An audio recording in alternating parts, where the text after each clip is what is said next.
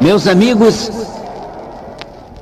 a nossa vida é cheia de escolhas, mas há duas coisas que nós não podemos escolher. Você não pode escolher o dia do seu nascimento, você não pode escolher o nome de seus pais, o lar para nascer, o berço, se de prata, de ouro, de palha, o senhor não pode escolher. Mas também, meu prezado amigo, você não pode escolher o dia da sua morte. Como que você vai morrer? Ninguém sabe. Aliás, faz parte da misericórdia de Deus em não deixar o homem saber o dia da sua morte, porque se o homem soubera, então a sua véspera ou antevéspera seria uma coisa muito triste e seria uma agonia para ele. Mas entre o berço e o caixão estão todas as nossas escolhas. Nós escolhemos a nossa profissão, nós escolhemos o nosso cônjuge, nós escolhemos onde nós vamos morar, nós escolhemos a roupa que vamos vestir, nós escolhemos a comida que vai ser a nossa refeição. Mas estas duas coisas você não pode escolher. Aliás, não pode escolher como entrar no mundo e não pode escolher como vai sair desse mundo. Mas agora você pode fazer uma grande escolha: escolher Jesus como seu Salvador pessoal. No livro de Mateus, Pilatos disse assim: que farei de Jesus, o chamado Cristo? Disseram-lhe todos: seja crucificado. Ora, Pilatos representava todo o Império Romano. Ele tinha nas suas mãos todo o direito romano, vertente, todos os poderes na sua mão. Era um homem muito culto, era um homem muito poderoso. Representava César, representava o Império Romano, mas ainda assim ele não sabia fazer uma escolha e perguntou: que farei de Jesus, o chamado Cristo? Os senhores hoje também podem fazer uma escolha. Podem fazer três coisas com Jesus. Primeira, o senhor pode imitar aquela multidão. Aquela multidão, quando Jesus estava sentado ali no banco dos réus, aquela multidão começou a escarnecer de Jesus. Aquela multidão duvidava que Jesus era o Filho de Deus. Aquela multidão, então, parece que dirigida por Satanás, transformou-se num grande coral de escarnecedores. Satanás era o regente. A partitura era escrita pelo próprio diabo, intitulada Escarnecimento. Meu amigo, você também pode hoje fazer o mesmo daquela multidão. Mudaram as figuras, mas o regente é o mesmo hoje. Você pode dizer: não creio na palavra de Deus, eu não creio no julgamento final, eu não sou pecador, eu não preciso de Deus. Mas a palavra de Deus, ela é clara em dizer que todos nós seremos julgados. O apóstolo São Paulo, escrevendo aos gregos, ele disse: porque todos devemos comparecer ante o tribunal de Cristo, para que cada um receba segundo o que tiver feito por meio do corpo, ou bem ou mal. Então todos nós compareceremos diante do tribunal de Cristo. E aquela multidão não sabia fazer uma escolha certa. Eles escarneceram do nome de Jesus Cristo. Você também pode hoje aqui neste estádio escarnecer do nome de nosso Senhor e Salvador Jesus Cristo. Eu vi a história a respeito de um homem que não cria em Deus, e não somente era ateu, mas também escarnecia da palavra de Deus, do nome de Deus. Um dia aquele homem ficou com câncer, estava à beira da morte. Seus amigos vieram e disseram para ele que ele deveria reconciliar-se com Deus, ele deveria pedir perdão a Deus. Mas sabe o que ele disse? Não, continuo como vivi, ateu, descrendo, escarnecendo de Deus. E mais, quando eu morrer, naturalmente vocês vão me enterrar. Eu quero que vocês coloquem uma lápide de cimento e coloquem com o seguinte epitáfio: aqui nem Deus pode entrar, e cerquem-na com uma grade de ferro.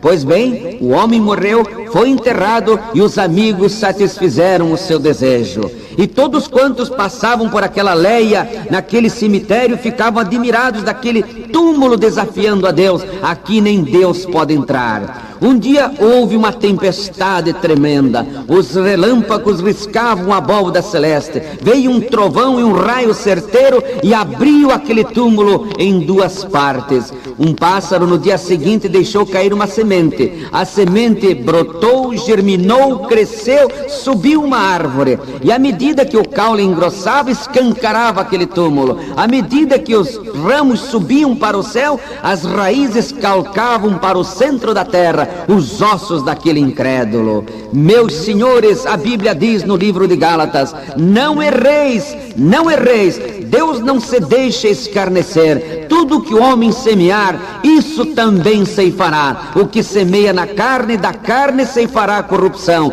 mas o que semeia no Espírito, do Espírito ceifará a vida eterna. Que farei de Jesus, o chamado Cristo? O senhor pode também rejeitar a Jesus. Talvez digam assim: olha, eu respeito a Deus, eu sei que existe Deus, mas tão somente rejeito Jesus como meu Salvador pessoal. Foi isso que a multidão fez. Pilatos se tornou o maior pregador de todos os tempos. De um lado ele tinha Jesus, o Filho de Deus, do outro lado ele tinha Barrabás, um homem homicida, pecador. Ele perguntou à multidão: qual dos dois quereis que eu vos solte? E eles disseram: solta-nos a Barrabás. E ele disse: que farei de Jesus, o chamado Cristo? Eles disseram: seja crucificado. Meus amigos, Pilatos estava apresentando diante dos olhos do mundo do lado Jesus, o caminho estreito que conduz à vida e à salvação. Do outro lado, Barrabás, o caminho largo, o caminho da perdição, o caminho da bebida, o caminho do vício, o caminho do sexo, o caminho da destruição. E a multidão preferiu Barrabás, o caminho da destruição. Qual é a sua escolha hoje, meu amigo? Sim, você pode escarnecer de Jesus, você pode rejeitar, mas você pode fazer uma coisa melhor hoje. Você pode aceitar Jesus como seu Salvador. Pilatos, então, o que ele fez? Soltou Barrabás. E Barrabás saiu correndo, livre, livre. Mas lá atrás, bem atrás, ficou Jesus no lugar de Barrabás. Jesus tomou o lugar daquele pecador. Maravilhosa doutrina da substituição. Ele tomou o meu lugar, o seu lugar, morreu por nós na cruz do Calvário. E diz a palavra de Deus que Pilatos pegou uma bacia com água e lavou as suas mãos. Mas me parece que quanto mais ele as lavava, mais ele via a mancha do seu pecado nas suas mãos.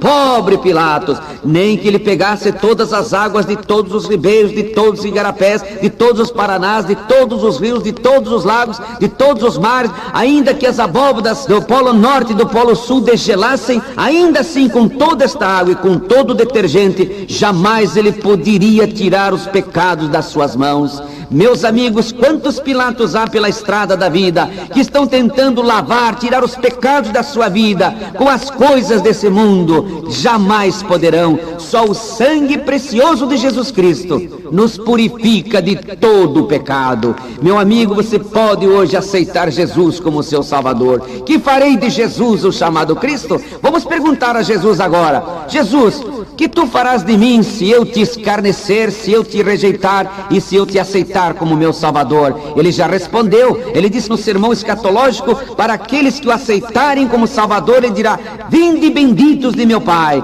possuí por herança desde a fundação dos tempos a vida eterna. Mas para aqueles que o escarnecerem, aqueles que o rejeitarem, ele dirá: apartai-vos de mim, malditos para o fogo eterno. Vamos reparar os imperativos. Para uns ele dirá benditos, para outros malditos. Vamos ver então a companhia, um na companhia dos anjos, outros na companhia dos demônios, uns na vida eterna e outro na perdição longe de Deus. Qual será a sua escolha agora, meu dileto amigo?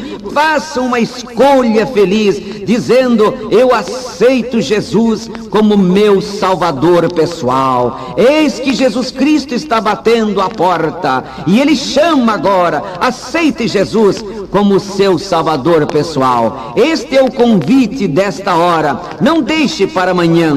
Ele está batendo no aceitar. Pode bater a porta no rosto de Jesus, mas amanhã, na hora da sua morte, inevitavelmente você vai bater na porta dele. Mas se você não abriu hoje, ela não se abrirá amanhã.